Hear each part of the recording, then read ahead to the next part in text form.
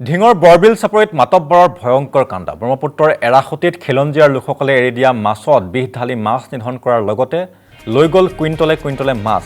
ৰৌ বৰালি ভকুৱা আৰিকে ধৰি বিভিন্ন প্ৰজাতিৰ মাছ মাতব্বৰে লৈ যোৱাত দিগবিদিক হেৰুৱাইছে এতিয়া খিলঞ্জীয়া লোকসকলে আৰু মাতব্বৰৰ দলটোৰ বিৰুদ্ধে ঢিং আৰক্ষী থানাত এজাহাৰ দাখিল কৰিছিল যদিও কোনো ব্যৱস্থা গ্ৰহণ কৰিবলৈ সক্ষম নহ'ল আৰক্ষীয়ে শহীদুল ইছলাম আৰু আজাদ আলীৰ নেতৃত্বত মাতব্বৰৰ এটা দলে দীৰ্ঘদিনৰে পৰা খিলঞ্জীয়া লোকসকলক ভাবুকি প্ৰদান কৰি আহিছে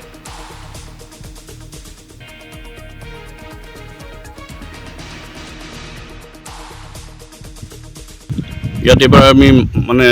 বহুতখিনি মাছ এৰি দিছিলোঁ কেইবা কুইণ্টলো মাছ এৰি দিছিলোঁ কিন্তু দুৰ্ভাগ্যৰ বিষয় আজি যোৱাকালি কোনোবাই ইয়াত বিষ দি পেলাই মাছ মাৰি লৈ গ'ল অতি পৰিতাপৰ বিষয় এইখিনি পুখুৰীটোত জীৱ জন্তু আহি গৰু ছাগলীয়ে ইয়াত পানী খায় আজি এনেকুৱা এটা দুষ্কাৰ্য কৰিলে যিটো গৰিহণা মানে যোগ্যই নহয়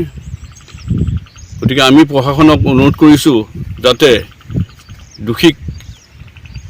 বিচাৰি উলিয়াই শাস্তি প্ৰদান কৰক আৰু সেই দোষীটো আমি চিনাক্ত কৰিব পাৰিছোঁ যে আমাক বিভিন্ন ক্ষেত্ৰত আমি ইয়াত যেতিয়া খিলঞ্জীয়া লোকসকলে আহি খেতি বাতি কৰিছোঁ আগতে যোৱা মাঘৰ বিহুৰ উৰুকাৰ দিনা তেওঁলোকে ৰাতিয়ে আমাৰ 50 বিঘা মাটি ৰাতি হাল মাৰি দিলে কেইবাখনো ট্ৰেক্টৰ লৈ তাৰপিছতো আমাৰ ট্ৰেক্টৰ জ্বলাই দিম বুলি ভাবুকি প্ৰদান কৰিছিল সেই মানুহ সেইকেইজনে যিকেইজনে আমাক প্ৰথমৰ পৰাই অশান্তি দি আহিছে আমাক বাধা দি আহিছে শহীদুল আজাদ আলীৰ নেতৃত্বত যিটো গুণ্ডা বাহিনীয়ে প্ৰথমৰ পৰাই আমাক বিভিন্ন ক্ষেত্ৰত বাধা প্ৰদান কৰি আহিছে সেইকেইজনে আজি এই পুখুৰীত বিষ দিয়া কাৰ্যটো তেওঁলোকেই যতদূৰ সম্ভৱ তেওঁলোকেই কৰিব লাগিব